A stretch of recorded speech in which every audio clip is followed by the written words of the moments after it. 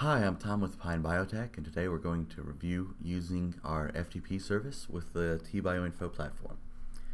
First, we'll connect to the server using the IP address and username and password provided in the email when you were introduced to the platform.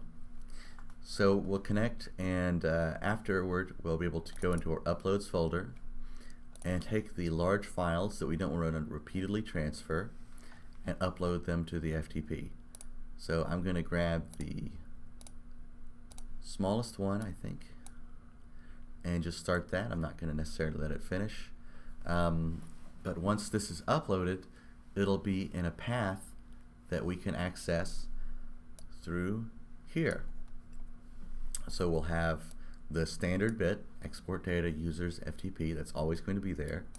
Then your email address, which you used to log in, the folder that you uploaded the file to, and the name of the file itself.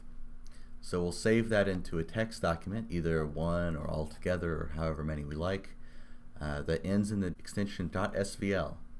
It allows the server to know where your files are and reference them without having to upload the entire file. And now that we have uploaded our data, we can go into the platform, choose the section we want to upload it into, and create our pipeline.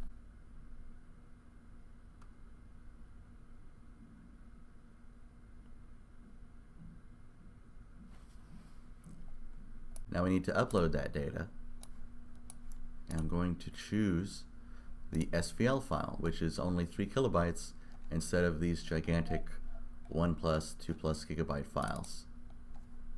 And click Start Upload. If I have a reference genome, I would upload it in the Upload References section. I can also use an SVL for that, but I don't have one at the moment. And then click Run Pipeline. And that's it. The data has been uploaded and run using simply an SVL file with data we've uploaded over FTP. Thanks for your time.